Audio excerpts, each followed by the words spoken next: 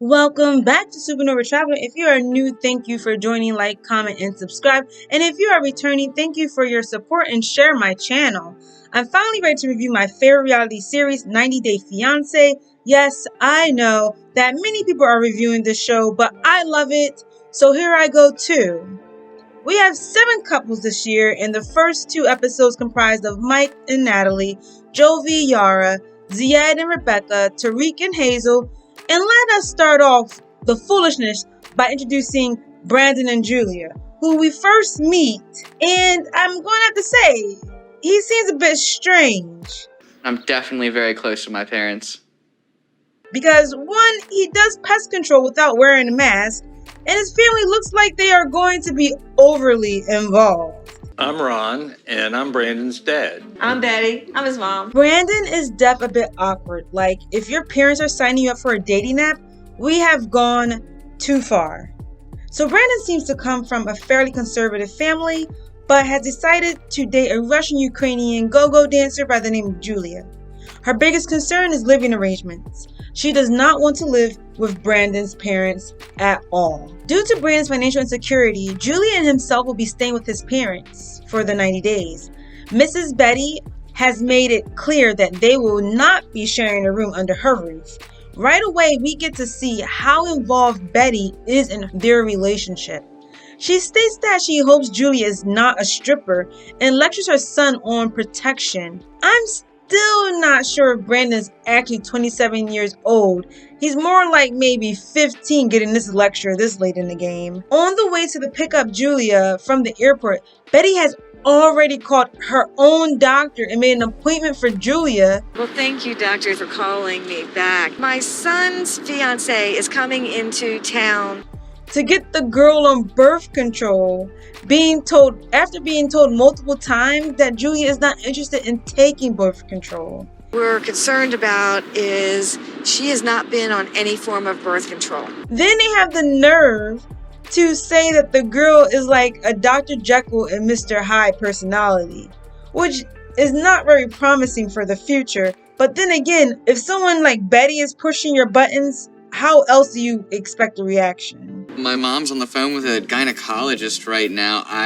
Julia finally makes it to the US, and they have an awkward moment as the parents sit and watch them kiss for an extended amount of time.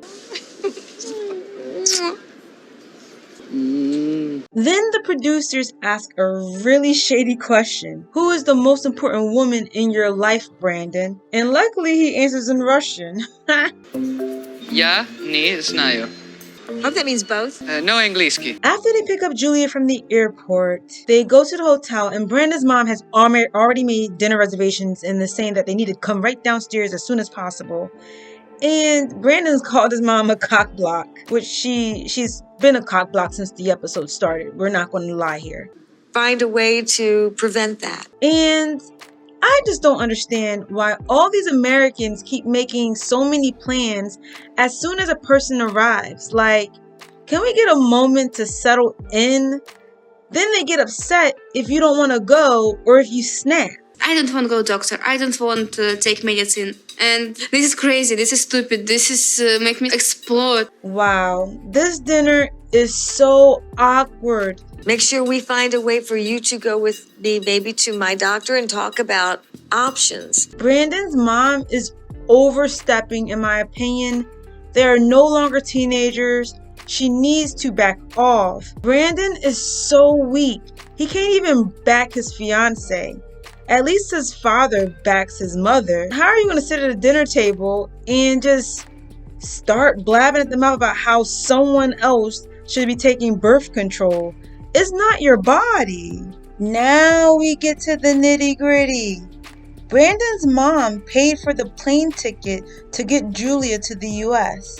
And she's allowing them to stay at her home. So basically, Betty is involved financially in this relationship. So that's why she feels she has so many things to say and so much say in this relationship.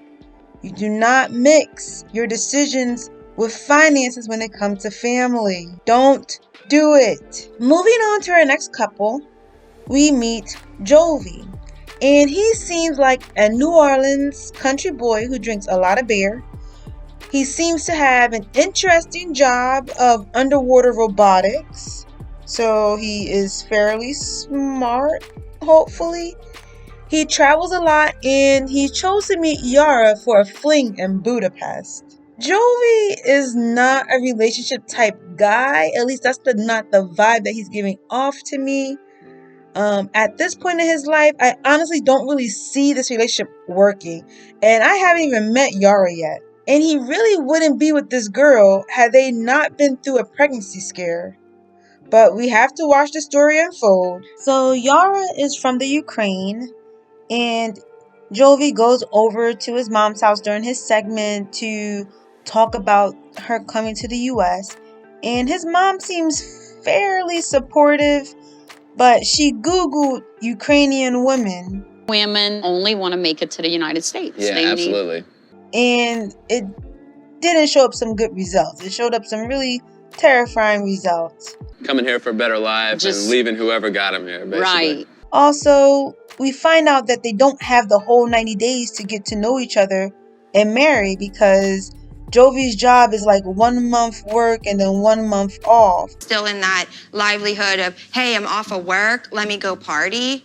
And so Yara's going to be in the US for a whole month without Jovi around. And that's not how things work out when you're in a serious relationship. Thus far, no one in Jovi's circle thinks this relationship will last. He goes and picks Yara up from the airport, and this man was serious when he says he only thinks about himself. Like during his segment, he says that he thinks about himself a lot. He doesn't really have to worry about other people, just himself. And he was not kidding. In my honest opinion, I don't think it's going to work out. I don't either. So he picks Yara up from the airport, and she had a 30+ hour flight. And Jovi thinks, he honestly feels that after a 30-hour flight, this girl wants to go out on the town in New Orleans to go on Bourbon Street. Also, why these girls look so different on camera than in the pictures? I really need to learn how to use those filters. Jovi, please shut up.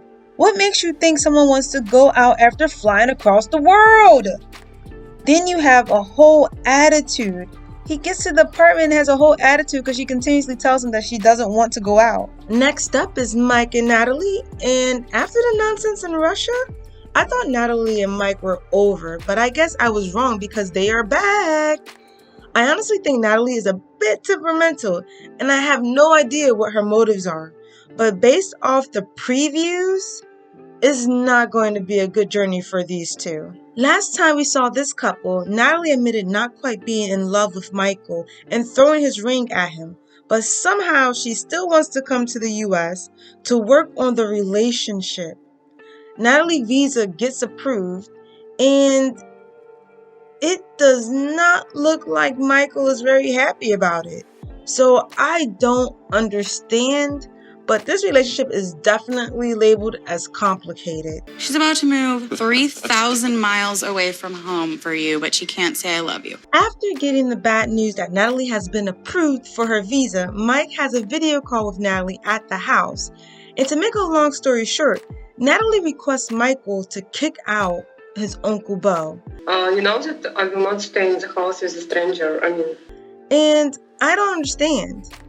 When Michael went to Natalie's country, he stayed in a tiny behind apartment with her mom, and she now has the nerve to call Michael's uncle a stranger and request that he be kicked out. Natalie is very selfish. I don't think they should marry. This is extremely selfish and the start of something controlling. When he says he's not going to kick his Uncle Bo out and that they will look for him an apartment first, she asked if Michael is joking. Like, why would I kick any family member out that's been living with me and helping me on my farm? I don't know how they treat family in Russia, but watch out, Mike. We revisit Mike, and he has kicked out Uncle Bo. We have known Uncle Bo for a whole season now. And Mike is kicking out his uncle for a woman who doesn't even love him. And literally in this moment, I really don't like Natalie. She wants to displace an old man from his home from a farm that he's actually helping Mike with. I'm not sure if her bipolar behind is even worth it, but Uncle Bo is taking this change as a respectable adult and family member. He's not fussing, he's not fighting. He really just wants the best for his nephew/cousin. So Natalie arrives to the airport and does her introduction with the production crew. And this woman is putting on an Oscar-winning performance. She doesn't love Mike. She wants her ring back, and she knows all the things she likes about him. Mike rents a really nice apartment with a beautiful view to welcome her to the country. And that's it, people. On to the next couple. Another returning couple, Rebecca and Zied. Honestly, I did not like them in 90 Days before the 90 Days, but they're here, so we're going to review them. I'm covered in ink, and today's tattoo is really special. We are reintroduced to Rebecca, who was once a private investigator in 90 Day Fiancé before the 90 Days, and now she is a fast food manager because I guess private investigation was not paying off. We know her as the woman who photoshopped her face so much that Zied didn't even meet the real person. Kind of enhanced the way that I looked and angles. So he is probably in it for a green card. I honestly don't understand how people introduce the fake version of themselves and expect honesty back. How do you repeatedly want what you don't even offer? I don't know, but I still find Zied a bit creepy and weird. I love you so much. My big love in my life. But they both strange, so it may be a match in heaven. Okay, so don't get upset with me, but Rebecca is the epitome of insane. And personally, although I think she is beautiful, she is quite delusional and may suffer from self-esteem issues.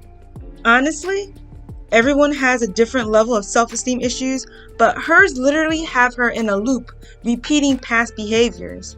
And this having people faces on shirts and pics everywhere in your house of someone you only met once is weird. I am looking for a gaming system. Okie doke. Rebecca, what you need a gaming system for? Your life is a game. Why you think Zied's sister always laughing at you? Zied won't be able to get a work permit for 6 months. He wanted a video game console. Look, Rebecca, Zied don't need no game console.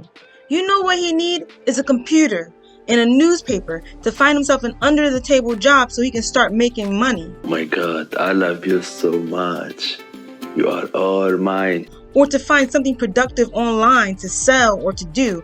What about getting him some classes so he can become a productive part of society in your relationship? What about providing English so that you can have good communication skills? Like, do you want your relationship to be successful? What's our next couple, Tariq and Hazel? We met them first on 90 Day Fiancé before 90 Days. Hazel is from Thailand and Tariq, of course, is from the US. Pretty little ghost pepper burn my mouth off. And, you know, when we first met Hazel, she was acting as if she was a saint. She wanted to put pillows between Tariq and herself in the bed. She acted as if, you know, she didn't want to be touched or no sex. And now we find out that Hazel is a bisexual. And it's Tariq's job to shop for the woman so that she can have her bisexual experiences. So here's the tea. Supposedly Tariq and Hazel had a falling out because Tariq thought she got an abortion of their baby behind his back. Tariq ended things and quickly moved on to another girl who was also Thai in under 3 weeks. Once he started getting feelings for the girl named Mindy in Thailand, he called Hazel and let her know what he was doing and what moves he was making. They also, during that call, cleared up the air, and he spoke to the clinic, who stated that Hazel was never pregnant, so there was never an abortion.